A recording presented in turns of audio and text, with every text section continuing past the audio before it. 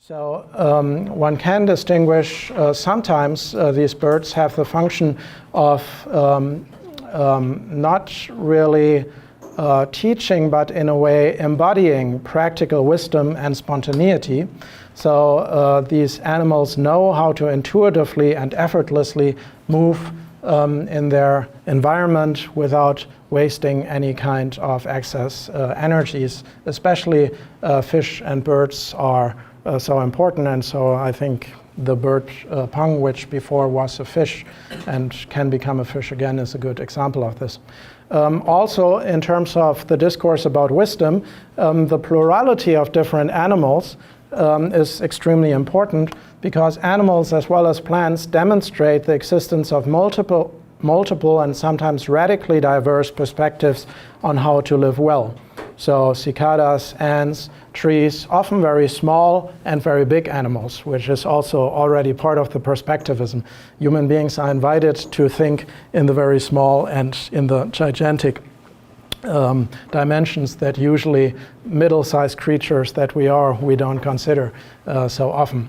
A third group of animal depictions, I think, demonstrates what I call humorous anti-wisdom. Animals are funny caricatures who ridicule the philosophical infatuation with wisdom. Especially monkeys and eels come up very often. Of course, the monkey across cultures is a very common symbol for human beings and aping their language or behavior. Wisdom of transformation is a fourth mode in which these animals surface. Like the bird pong, these animals are subjects to transformation processes and move through different forms of life. So fish kun becomes bird pong, or a caterpillar becomes butterfly, but also less biologically accurate depictions like human beings becoming roosters, where here we might also say it's also a form of humorous depiction. When we die, we become different parts of nature. Among them also our arm might become a rooster and has then these special capacities that we as human beings might not enjoy. So this is one example here where we can see this pluralism of perspectives, but also animal-human parody.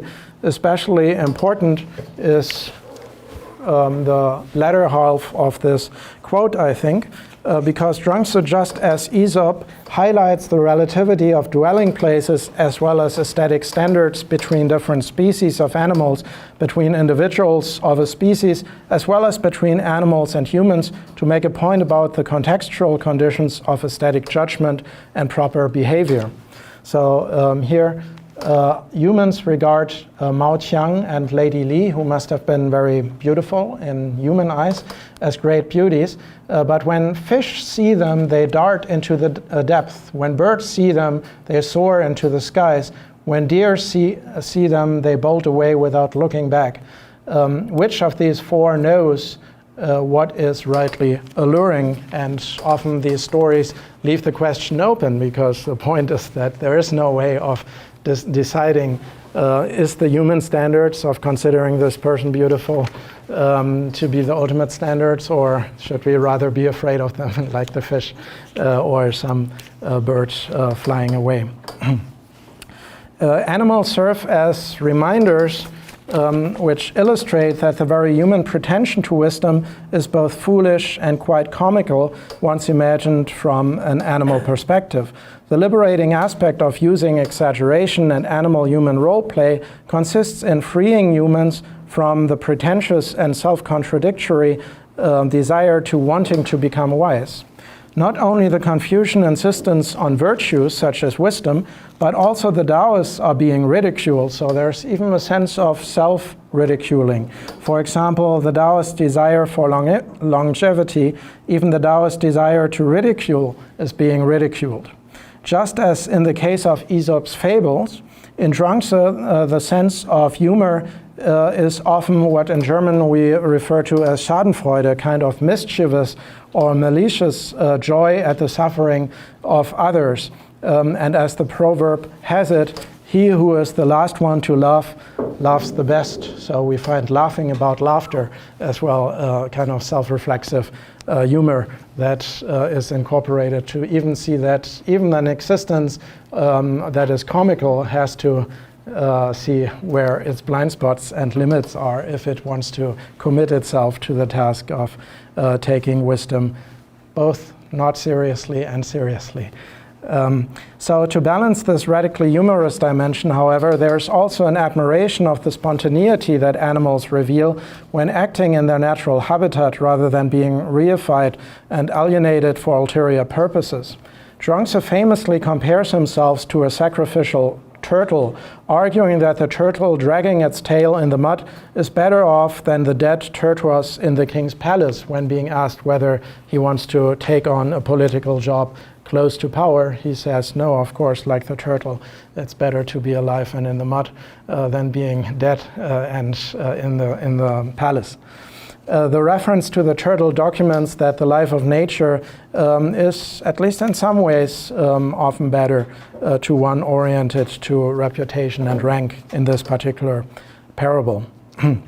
Animals had a particular role to play as models of what it means to live a spontaneous life that was focused on proximate experience rather than long-term planning and strategizing.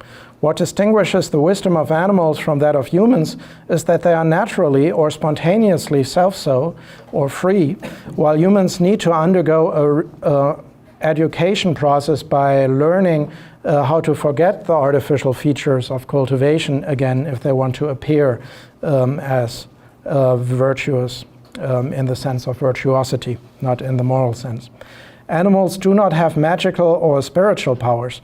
They are just what they are and do just what they do without humans fully understanding what they do when they do it and what they see when they see it.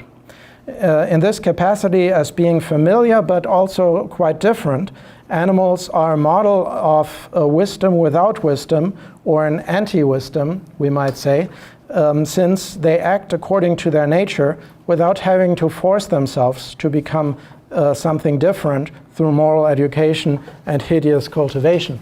So this here is, I think, one of the most elemental lines here. You have learned how to fly with wings, but not yet how to fly without wings. You have learned the wisdom of being wise, but not yet the wisdom of being free from wisdom or free of wisdom. And so this is a very crucial notion of the freedom from wisdom that is also stressed very often in this Daoist critique of the moral and cultivation discourse among their competitors, the Confucians, who were much closer to power, and the Daoists were in a way critical of these voices.